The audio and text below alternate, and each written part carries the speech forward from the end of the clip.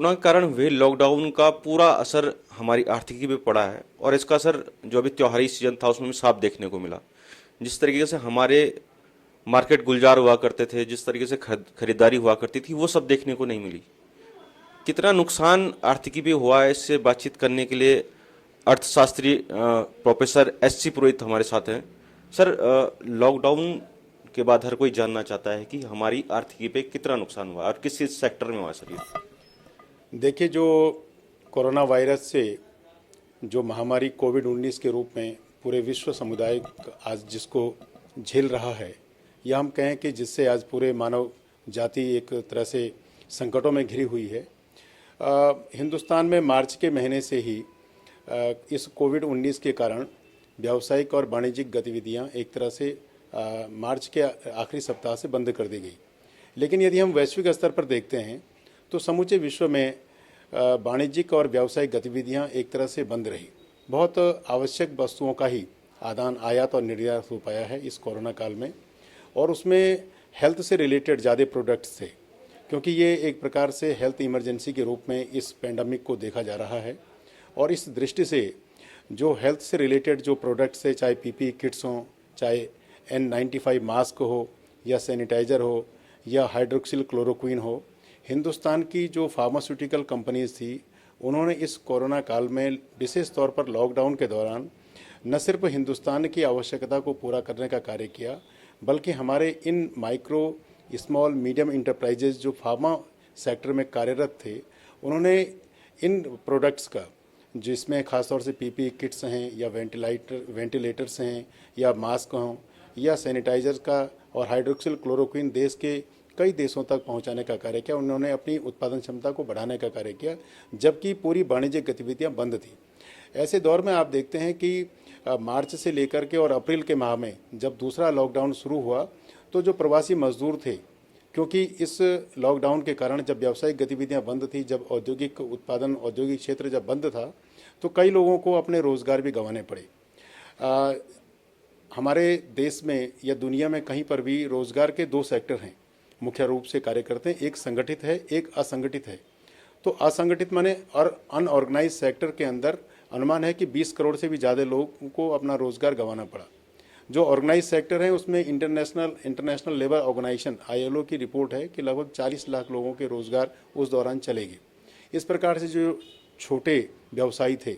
जो रेहड़ी चलाने वाले थे, या जो ठेला चला करके अपना गुजर बसर करते थे, जब लॉकडाउन हो गया तो घरों से निकलना बंद था, तो ऐसे में कई व्यवसायों के, छोटे व्यापारियों के भी व्यवसाय बंद हो गए। तो एक प्रकार से बड़ी चुनौती देश के सामने खड़ी हो गई। कई अनऑर्गेनाइज सेक्टर के लोग बेरोजगार हो गए, और जब लॉकडाउन सेकंड शुरू हुआ तो इन लोगों के मन में घबराहट थी। एक तो रोजगार चला गया, व्यवसाय बंद हो गया, जो छोटे व्यवसायी थे, तो इन लोगों को लगा कि ऐसे इस संकट के दौर में हम अपने घर को चलें, अपने लोगों के बीच में हम लोग चलेंगे तो ज़्यादा सुरक्षित रहेंगे। तो आपने देखा भी होगा और पूरे देश ने देखा कि मुंबई से, पंजाब से, हरियाणा से, दिल्ली से, सूरत से, तमाम औद्योगिक शहरों से लोग अपने गांव की ओर पैदल, गाड़ी से, रिक्शे, जो भी वाहन कहीं मिल पाए, कहीं नहीं मिल पाए, कोई ट्रक में, कोई किसी तरह से लोग निकले, और वो एक बहुत बड़ी चुनौती राज्य सरकारों के सामने खड़ी हुई। लेकिन आप देखें कि मई के महीने में माननीय प्रधानमंत्री महोदय ने जिस प्रकार से राहत पैकेज 20 लाख करोड़ रुपए की जो राहत पैकेज की घोषणा की, और उसके अंदर उन्होंने स्थानीय स्तर पर जो रोजगार के संसाधन जुटाने और युवाओं को, जो प्रवासी जो कामगार वर्ग के लोग थे, उनको किस प्रकार से राहत सामग्री, मुफ्त में उनको राशन, और उनके खातों में मनरेगा के तहत जिस प्रकार से राहत सामग्री, राहत राशि पहुंचाने का कार्य किया, वहां से एक आत्मविश्वास लोगों के अंदर जागृत हुआ, और इसलिए उसको आत्मनिर्भर भारत के नाम से उस अभियान को प्रारंभ करने की भारत सरकार ने कोशिश की, जिसका फल धीरे धीरे हमारे समक्ष आएगा। अभी हम लोग राहत पैकेज 3.0 में अभी कुछ दिन पहले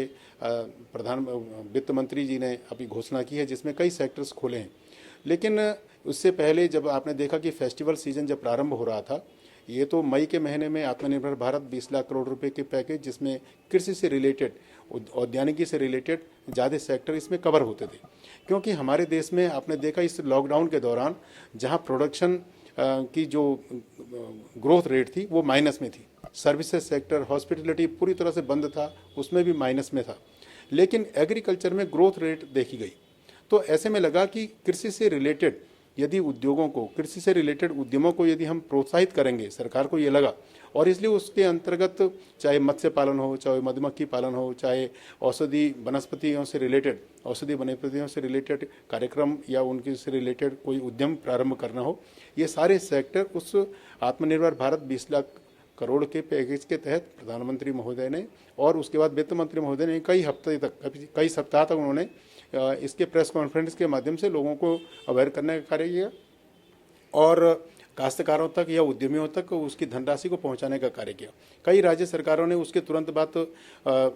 ऋण वितरण के लिए भी कार्यक्रम लगवाए, उनके संबंध में जागरूकता के भी कार्यक्रम भी कराए ताकि लोगों को इसके संबंध में जागरूकता मिल सके। तो ये स्पष्ट है कि इस लॉकडाउन के दौरान जहां मैन्युफैक्चरिंग सेक्टर, जहां सर्विसेज सेक्टर बुरी तरह प्रभावित हुए, वहां कृषि सेक्टर में कम दर से ही सही लेकिन ग्रोथ रेट देखी गई। तो इसके ये लगा कि स्थानीय स्तर पर, इसलिए लोकल प्रोडक्ट के लिए उन्होंने कहा कि वोकल बने हम, क्योंकि जो हमारे स्थानीय उत्पादन हैं उनको यदि हम ज़्यादा खरीदेंगे, उनका हम उपभोग करेंगे तो हमारे ही काश्तकारों को फ़ायदा मिलेगा। इसलिए वोकल फॉर लोकल स्लोगन वहाँ से प्रारंभ हुआ। लेकिन अभी त्योहारी सीजन प्रारंभ होने से पहले, नवरात्रि से पहले वित्त मंत्री जी ने राहत पैकेज की घोषणा की, जिसमें खास तौर से जो सरकारी कर्मचारी थे जिनको एलटीसी मिलती थी, उस एलटीसी पे लीव ट्रेवल कंसेशन के रूप में सरकारी कर्मचारियों को कुछ धनराशि मुहैया कराई जाती है। उस धनराशि का सरकार ने प्रोविज़न किया कि यदि आप कैपिटल गुड्स लेंगे, यानी कि आप घूमने जाते हैं वो तो ठीक है, लेकिन यदि आप कोई सामान खरीदते हैं या टेलीविज़न लेते हैं या वॉशिंग मशीन लेते हैं या कोई भी कैपिटल गुड्स 10,000 से अधिक की कीमत पे लेते हैं तो उसमें कंसेशन उनको दिया जाएगा। इस प्रकार से जो लाखों लोग भारत सरकार के या केंद्रीय सरकार के प्रतिष्ठानों में या विभागों में कार्यरत हैं, उस कोशिश से उपभोक्ता बाजार को गति प्रदान करने का कार्य किया गया। क्योंकि किसी भी देश की अर्थव्यवस्था उस देश की औद्योगिक गति पर निर्भर करती है। उद्योग धंधों की क्या गति है और औद्योगिक जो प्रगति है, उद्योगों की प्रगति उपभोक्ता पर निर्भर है। यदि उपभोक्ता उस वस्तु की मांग करेगा तो निश्चित रूप से वो उद्योग सफलता के पायदान को पार करेंगे, सफलता के पायदान पर चढ़ेंगे। यदि उपभोक्ता नहीं होगा तो उद्योग बंद होने के कगार पे आएंगे। सर, अगर देखा जाए कि जिस तरीके से हमारी जीडीपी लगातार घट रही है, इसके क्या कारण है? क्यों जो राहत पैकेज दिए हैं उसके असर अब तक दिखाई नहीं दे रहा है? ऐसा है कि जीडीपी हमारी जो गिरी थी वो 23.9% के करीब थी, लगभग एक चौथाई। हमारी जो सकल घरेलू उत्पाद में जो गिरावट लॉकडाउन के दौरान देखा गया वो लगभग एक चौथाई था। लेकिन आज आप उसको देखेंगे, यदि आप सितंबर से अक्टूबर को तुलना करते हैं तो वो सितंबर माह में जहां 9% के करीब था, 9 पॉइंट कुछ प्रतिशत था, वो अक्टूबर में 8 पे आ गया। यानी कि अब हम जीडीपी के सुधार की ओर चल रहे हैं। जहां और ऐसा नहीं कि लॉकडाउन के दौरान सिर्फ हिंदुस्तान की जीडीपी में गिरावट हुई, विश्व के तमाम विकसित राष्ट्र, अमेरिका हो चाहे यूरोपियन संघ के जो देश हैं,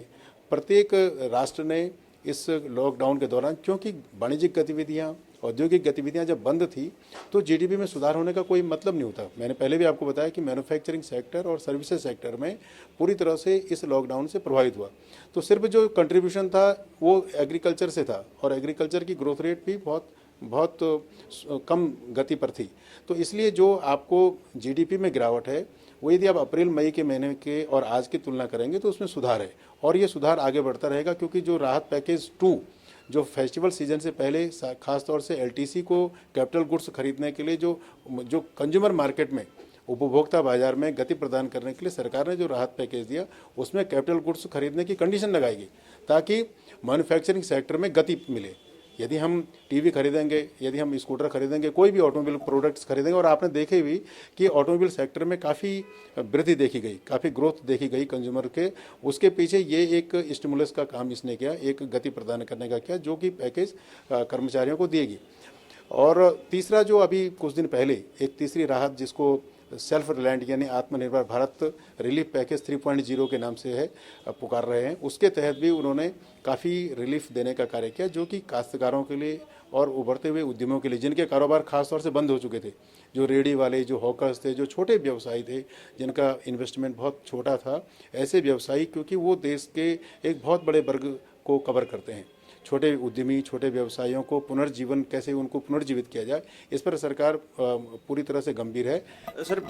अभी आप जीडीपी की बात कर रहे थे, लेकिन जो महंगाई बढ़ रही है, आप देखिए कि आलू प्याज के दाम इस टाइम पे जो नहीं बढ़े होते वो आज बढ़ रहे हैं। हर सब्जी, जो सीजनली सब्जी है वो भी महंगी मिल रही है। तो इसका क्या कारण है सर? देखिए, जो सब्जियों के जो दाम हैं उसमें फूड इन्फ्लेशन एक अलग कैटेगरी है, और सब्जियों के दाम खासतौर से अब तो विंटर वैकेशन, आपने सही कहा कि इस दौरान कम होने चाहिए, लेकिन कभी कभी होल्डिंग्स होने से या स्टोरेज में ज़्यादा रखने से, क्योंकि भविष्य में दाम इसके बढ़ेंगे, इस कारण से भी कई होल्डिंग्स में रखे जाते हैं। दूसरा, जो हमारा इंटरनेशनल मार्केट है, इंटरनेशनल मार्केट में भी कई बार हम डोमेस्टिक मार्केट के बजाय एक्सपोर्ट पे ज़्यादा ध्यान देते हैं कि ये प्रोडक्ट को हम विदेश में भेजेंगे तो हमें ज़्यादा फॉरेन रेवेन्यू प्राप्त होगी। इस कारण से भी डोमेस्टिक मार्केट में कई बार गति देखी जा सकती है। लेकिन जो एग्रीकल्चर प्रोड्यूस है, हम तो कृषि के क्षेत्र में इस बार काफ़ी प्रगति हुई है। खासतौर से 2 महीने के जो अभी आंकड़े उपलब्ध हैं उनमें कृषि क्षेत्र में काफ़ी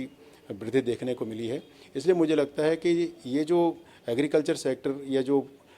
फूड ग्रेन्स में जो आपको इन्फ्लेशन या गति दिख रही है, ये टेम्प्रोरी है, ये बहुत दिनों तक नहीं रहेगी। इसके पीछे कुछ कारण ऐसे हो सकते हैं कि ये होल्डिंग के कारण या इंटरनेशनल मार्केट के दबाव के कारण ऐसा इसमें देखा जा सकता है, लेकिन ये बहुत लंबे दिनों तक चलेगा नहीं। प्राइसेस इसके नीचे जाएंगे और उपभोक्ताओं को इसमें राहत मिलेगी, ऐसा मुझे लगता है। सर, अब जैसे उत्तराखंड की बात करें तो उत्तराखंड में जो प्रवासी लौटे हैं, जो लोग वापस लौटे हैं और वो स्वरोजगार की ओर अपना काम कर रहे हैं, तो इसका कितना असर आने वाले समय में पड़ेगा? देखिए, इस प्रवासियों के लौटने पर काफ़ी मंथन प्रत्येक राज्य में हुआ, और उत्तराखंड राज्य के अंदर भी मुख्यमंत्री स्वरोजगार योजना के तहत उनको ऋण प्रदान किए जा रहे हैं, उनको धनराशियाँ उपलब्ध कराई जा रही हैं, ताकि जो प्रवासी देश के विभिन्न औद्योगिक क्षेत्रों से लॉकडाउन के दौरान लौट करके आए हैं, वो अपने घर में अब कोई कारोबार प्रारंभ कर सके, अपने गांव में, अपने निजी स्तर पर कोई कार्यक्रम ऐसे चलाएंगे। और उत्तराखंड में तो 13 डिस्ट्रिक्ट 13 डेस्टिनेशन जो टूरिज्म के नए स्पॉट डेवलप करने की सरकार की योजना है,